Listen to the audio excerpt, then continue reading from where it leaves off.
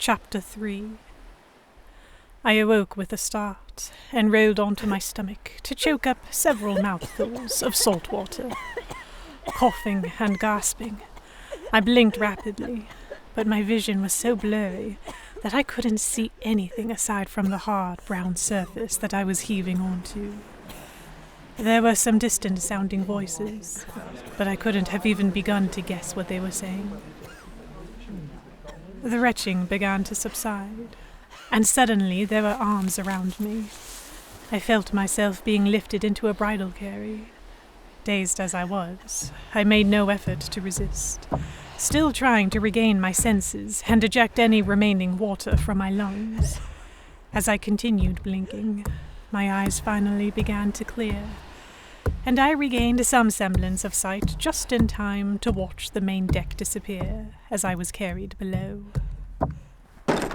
Grayson kicked a door open and brought me into a cabin, but I didn't have time to take stock of it before he had dumped me unceremoniously onto the floor. Have you lost your bloody mind? He demanded. That's gotta be the stupidest thing I ever witnessed. I looked up at him blankly.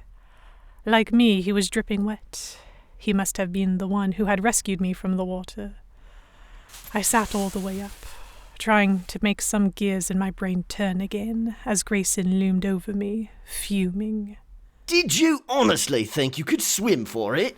Outrun a ship? Or were you trying to drown yourself? He berated me. I couldn't remember what I had been thinking. I had been thinking very little, it seemed, and truth be told, it hadn't been a very calculated move. For a second, I considered that I might have even expected to die. Grayson looked at me for several long moments, as though waiting for me to give him an answer, but I could barely string together a coherent thought, let alone offer an explanation. Finally, he heaved a large breath, running a hand through sopping black hair. Christ, he muttered, and without saying another word to me, turned on his heel and all but stormed out, slamming the door shut behind him. Still stunned, I sat, soaked and shivering, and reflected on what was quite likely the dumbest thing I'd ever done in my life. Of course, there had been no way for me to outswim a ship, and even had I managed to, I would have certainly worn myself out and drowned before coming upon any sort of rescue. Then again, had that been what I wanted? After all, surely drowning was better than whatever fate had in store for me here. I exhaled, looking around and then down at myself. My dress was entirely ruined, to no surprise. Slowly, I began gathering handfuls of the skirts to wring the water out, fingers stiff and slightly blue with cold. The dress was thick and had several layers. I had chosen it to protect myself against the wind during the voyage. I had not counted on swimming in it. It would take ages to dry, I realized with an inward groan, and until then, I would be stuck wearing it. My head felt heavy, and I had just begun to think about what I would give for a change of clothes, when the door suddenly swung open again, and Grayson re-entered, carrying a bundle of cloth in one hand and a metal cup in the other. He approached and thrust the tankard into my face. Here. He grumbled. Drink. Surprised, I reached up and took it. After confirming that it was water inside, I took a sip, rinsing the seawater out of my mouth. As I drank, he dropped the fabric on the floor in front of me.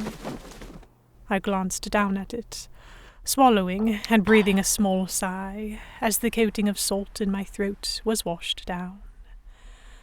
A dress, blue, worn and faded, with tattered edges.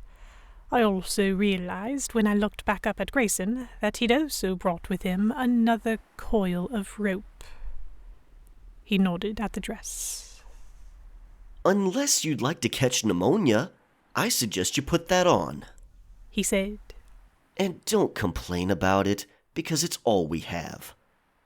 He promptly turned his back on me, positioning himself squarely between me and the door. It took a moment to register that he expected me to get changed now. I scowled. "You're just going to stand there?" I spat, the kindness he'd just shown me completely forgotten. He shot me a glance over his shoulder. I can't leave you alone after a stunt like that. Arsehole! I ground my teeth, setting the cup down and getting to my feet. Grayson faced the door again. Don't get any smart ideas, he warned me. For a few moments I stood there and glowered at the back of his head, but it seemed as though he truly had no intention of leaving the room. My face flushed, stomach churning with displeasure, but I had little choice but to start disrobing. I turned myself to the opposite wall, so I wouldn't have to look at him. But even still my skin prickled as I peeled off the layers of my soaked dress, struggling to maintain some shred of dignity. No matter how hard I tried to ignore him, his mere presence stripped all feelings of privacy from me, whether he could see me or not. It came as no shock to discover that my underclothes were drenched through, and after some consideration, I decided that they would have to come off too. That meant, of course, that I'd have nothing to wear under the new dress. As I held up the article of clothing, I found myself reddening further as I saw how inappropriate it was for a woman of my station. It did appear to be relatively clean, though I shuddered to think who might have worn it before me. But I could hardly afford to be picky. With an uncertain glance over my shoulder to make sure that Grayson still wasn't looking, I swallowed my pride and put it on. The skirts were rather short, though if this was by design or if the edges had just worn away over time, I was unsure. It clung tightly to my body, especially since I had no underclothes to pad it out, and outlined my shape, except in the chest area, as it had clearly been made for someone who was more well-endowed than I. Despite this, it still exposed an indecent amount of décolletage. My cheeks seared with embarrassment just looking down at myself. But at least it felt better to be in dry clothes. I had yet to say anything, but Grayson seemed to sense that I was finished regardless. Done? He asked. I cleared my throat awkwardly and nodded, before remembering that he was still facing away from me. Yes, I mumbled. He turned, and my heart immediately began to race. I clutched my arms to my sides and tried to pull the fabric of the dress away from my skin. However, his appraisal of me was surprisingly brief, and he quickly met my eyes again, letting out an exhale. Now, he drawled, let me explain how the rest of this is going to go. You're going to sit very still and not make a fuss while I tie you up. And then, provided you behave yourself for the rest of the voyage, we won't have to do anything unpleasant. His eyes flashed dangerously. I felt another surge of panic as he made a move towards me, and instinctively took a step back. The thought of being restrained hand and foot again, and left helpless as I was dragged to what would certainly be my death, was too much. Please don't. I found myself pleading, backing away from him further. He looked exasperated. What am I supposed to do? He asked. I can hardly let you try and get yourself killed again, can I? I didn't. Stop. This is for your own good more than anything. You pull something like that again, and the captain is like to decide that you're more trouble than you're worth.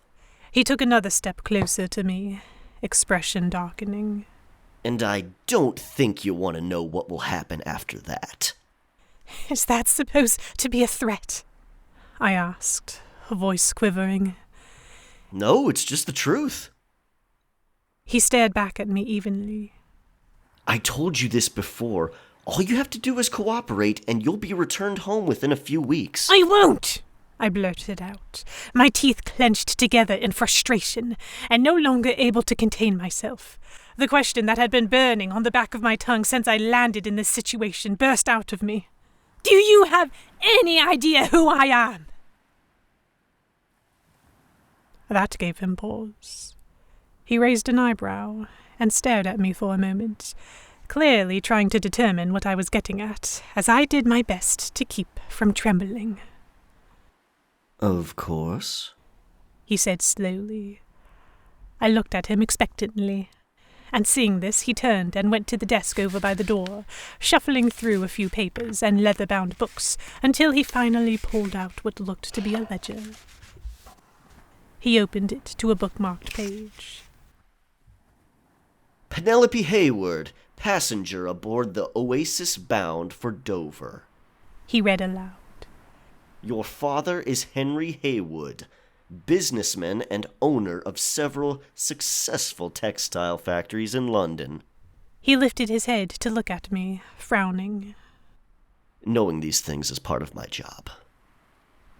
Of course. Of course. I didn't know if I wanted to laugh or cry. A bitter smile rose to my face, and I shook my head, turning my eyes to the ceiling. Penny Haywood came down with a bad fever on the day of the voyage. The captain feared it was typhoid and wouldn't allow her to board. I took her spot at the last moment. My words hung in the air between us. Grayson's brow furrowed, plainly trying to determine my candor. For several seconds there was no sound, apart from the crashing of waves against the side of the ship.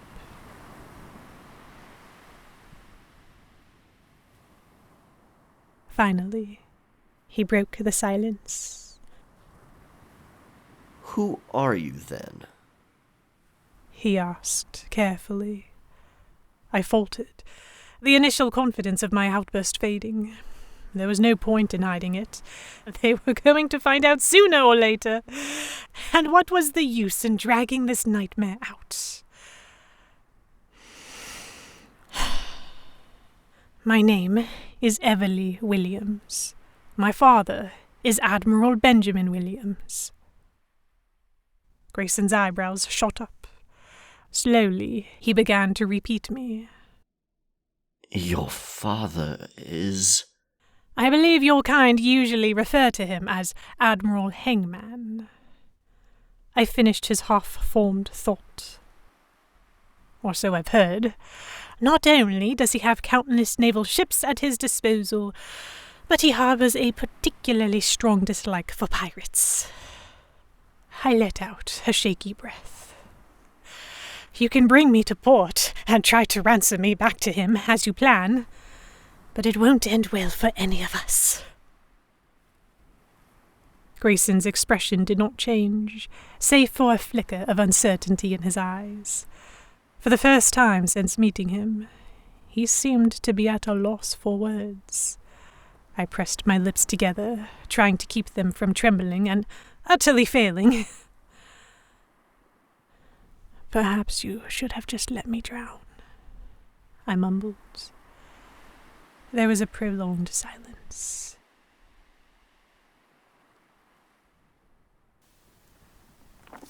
Grayson quickly closed the ledger in front of him and ran a hand through his hair, squeezing a fistful of it hard as he turned away from me and muttered what sounded like a stream of curses under his breath. Suddenly, he swung the door open. Wait here, he said gruffly over his shoulder before leaving the room.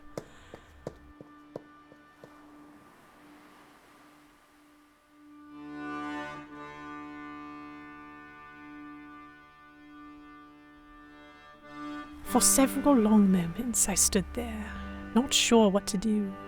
Now that everything was out in the open, I doubted they would attempt the ransom, but they weren't going to just drop me off in Dover either. Anxieties churned in my stomach. Had that been the right move? Should I have lied about my identity instead? In my mind, the most logical thing these pirates could do next was get rid of me and any trace that I'd ever been aboard this ship in order to avoid drawing the ire of my father. The mere thought made my chest begin to tighten again. Trying to distract myself, I began fussing with my hair, using the grimy mirror on the wall. It was a complete mess, of course. The carefully placed ringlets had fallen out, strands of chestnut-coloured hair escaping the confines of their tight bun and choosing to hang limply around my head, sticking to the sides of my face. I began digging my fingers into the tangles to pull out the pins. It took a great deal of time and effort, but it helped me to evade thoughts of all the ways these pirates could have me quickly and easily killed. I managed to release my hair from the updo and combed through the worst of the knots with my fingers, leaving it loose and hanging around my shoulders, which at least helped cover up some of my exposed skin. As I stared at my blanched, exhausted reflection and tried to tame my hair, I began to feel foolish for stewing over my appearance when it wasn't like to matter in a few hours.